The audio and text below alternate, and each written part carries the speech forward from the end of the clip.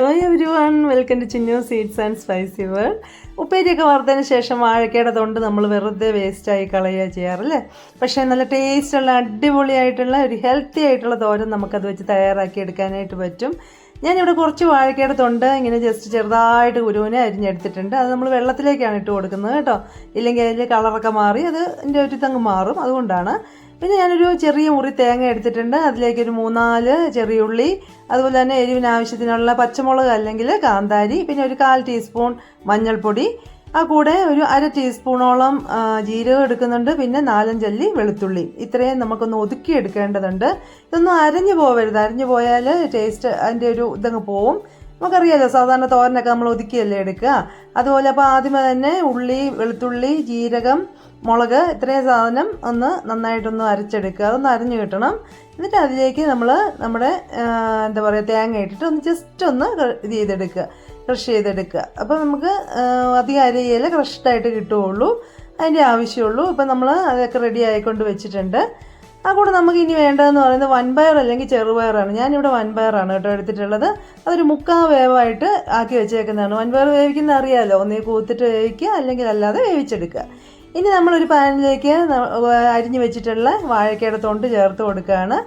ആ കൂടെ നമ്മൾ പയർ വേവിച്ച വെള്ളത്തോടു കൂടിയാണ് കേട്ടോ പയർ വെച്ചേക്കുന്നത്. 3/4 വേവായിട്ടുള്ള പയർ വാഴത്തൊണ്ടിൻ്റെ കൂടെ കിടന്നിട്ട് മുഴുവൻ വേവായിട്ട് കിട്ടും. പിന്നെ പാകത്തിന് ഉപ്പ് ചേർക്കുക. പാകത്തിന് ഉപ്പ് നമ്മൾ പയറിന് ചേർത്താണ് വേവിച്ചിട്ടുള്ളതെങ്കിൽ ഒന്ന് ശ്രദ്ധിക്കണം, അതിനനുസരിച്ചുള്ളത് ചേർത്ത് കൊടുക്കാവുള്ളൂ. പിന്നെ പച്ച കരിവേപ്പില, നല്ല കരിവേപ്പിലയൊക്കെ ഇട്ട് കൊടുത്തതിന് ശേഷം ഒന്ന് മിക്സ് ആക്കിയിട്ട് നമുക്ക് അടച്ച് വെച്ച് വേവിക്കാം.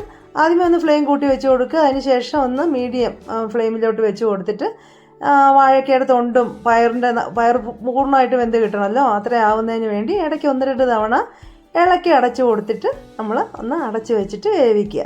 അത് കഴിഞ്ഞിട്ട് അത് ഒരുമാതിരി വെന്ത് വരുമ്പോഴത്തേനും ഏകദേശം 3/4 വേവല്ല, മുഴുവൻ വേവും തന്നെ ആവും. ആ സമയത്ത് നമ്മൾ വെള്ളമൊക്കെ വറ്റി തുടങ്ങിയിട്ടുണ്ടാവും. നമ്മുടെ അരപ്പ് ചേർത്ത് കൊടുക്കുക. അരപ്പ് ചേർത്തിട്ട് നമ്മൾ അതിനെ തട്ടിപ്പൊത്തി വെക്കണം. കാരണം നമുക്ക് നമ്മുടെ അരപ്പിൻ്റെ പച്ച മണമൊക്കെ ഒന്ന് മാറിക്കിട്ടണം. അതിനുവേണ്ടി ഒന്ന് തട്ടിപ്പൊത്തി വയ്ക്കുക. എന്നിട്ട് സിമ്മിലിട്ട് കൊടുക്കുക. അപ്പോൾ ഒരു 2-3 മിനിറ്റ് അതെങ്ങനെ ഇരുന്ന് അതിൻ്റെ പച്ചമണമൊക്കെ മാറി വരും. ആ കൂടെ നന്നായിട്ട് നമ്മുടെ എന്താ പറയുക പയറും വാഴക്കയുടെ തൊണ്ടും ഒക്കെ കൂടെ നല്ല മിക്സായിട്ട് നല്ല ഒരു കറക്റ്റ് പരുവത്തിനായിട്ട് കിട്ടും. അപ്പോൾ ഇതിപ്പോൾ ആയിട്ടുണ്ട്.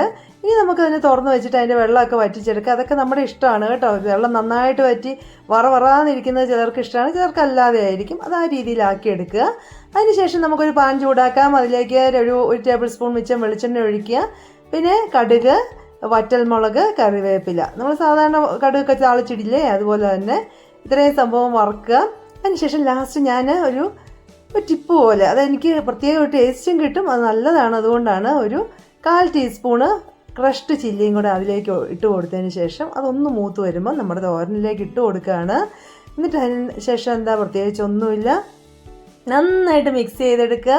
ഇത് നല്ല ഹെൽത്തി ആയിട്ടുള്ളൊരു തോരനാണ്, എല്ലാവർക്കും അറിയാം. അത് പ്രത്യേകിച്ച് പറയേണ്ട കാര്യമൊന്നുമില്ല. നമുക്ക് ചോറിൻ്റെ കൂടെ കഴിക്കാം, അല്ലാണ്ട് ഇത് തന്നെ ഡയറ്റൊക്കെ നോക്കുന്നവർക്ക് ഇത് തന്നെ കഴിക്കുന്നതും നല്ല ടേസ്റ്റും ഉണ്ട്, നല്ല ഗുണങ്ങളും ഉണ്ട്. അപ്പം ഇത് തീർച്ചയായിട്ടും നല്ല എന്താ പറയുക നല്ല ഗുണമുള്ള ഇതുപോലെയുള്ള തോരനുകൾ, നാടൻ തോരനുകൾ എല്ലാവരും ട്രൈ ചെയ്ത് നോക്കുക. ഇഷ്ടമാവുകയാണെങ്കിൽ ലൈക്ക് ചെയ്യുക, ഷെയർ ചെയ്യുക, കമൻറ്റ് ചെയ്യുക. താങ്ക്